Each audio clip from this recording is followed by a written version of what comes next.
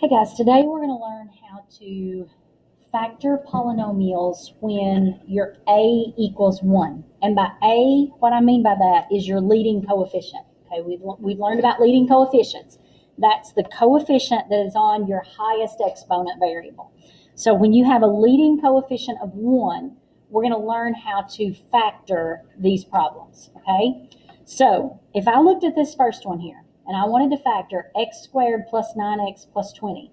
Now, I like using the box method to teach you how to do this, okay? So when I do the box method to teach factoring, I draw my box like this. Now, I know that I have to get x squared right here, and I know that I have to get 20 right here. And just so you know where I'm coming up with this from, this box method, let me remind you that if I had x plus 2 times x plus 3, one of the ways that we taught you in Math 1 was to use the box method. And we said, okay, do x plus 2 times x plus 3.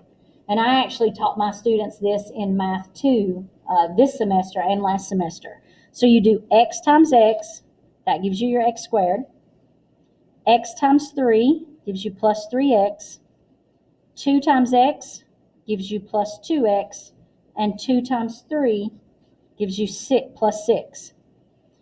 And then you combine like terms. And you'll notice that these diagonals here are your like terms. We've got an x squared up there.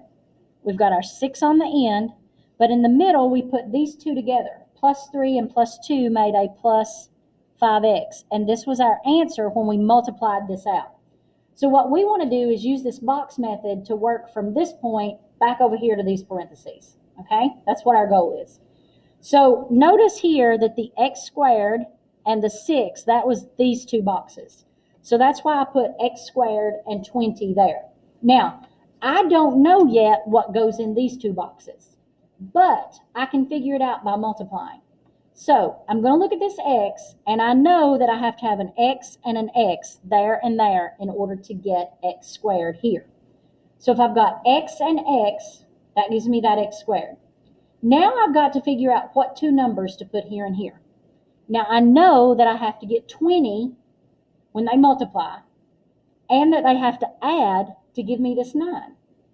So let's think about it. Okay, 1 times 20. Well, that would give me 21 when I add them, so that doesn't work. Let's go to 2. 2 times 10 gives me 20. Well, but 2 plus 10 is 12. That doesn't give me the 9 that I need. All right, 3 doesn't go into 20. 4 goes into 25 times. Okay, 4 plus 5 is 9. So that means this is going to be a plus 4, and this is going to be a plus 5. And then you can see plus 4x plus 5x, and that gives you what you need in your parentheses. So one of the parentheses is x plus 5, and the other one is x plus 4. Okay, let's look at another example. And I'm going to do a few of these examples with you. All right. So if I looked at number 2 here. Okay, I'm going to draw my box.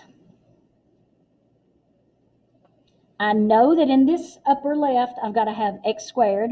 And I know that in the bottom right, I've got to have 40, plus 40. Okay, to get this x squared, I know this has got to be an x and that's got to be an x. Because x times x is x squared. Now I just need to get this 40. What two things can I multiply to get 40? Knowing that, I've got to add them to get this 14. So let's see what we can come up with. All right, if I start at 1 and 40, well, if I add those, that's 41, so that doesn't work. 2 times 20 is 40, but if I add those, that's 22. That doesn't work. All right, if I go to 3 doesn't go into 14. If I go to 4 and 10, when you add those, that is 14. That works. So one of these is going to be a 4, and the other one's going to be a 10. So this is plus 4x. This is plus 10x. When you add those two together, you get that plus 14x in the middle. So my answer is x plus 4 times x plus 10. What I've written on the outside of my box. All right, let's look at number 3. Okay, for number 3, we've got x squared minus 11x plus 30. So I'm going to draw my box. Okay, in the upper left, I've got to have that x squared. In the bottom, I've got to have plus 30. Okay, so to get this x squared, I know I've got to have an x and an x.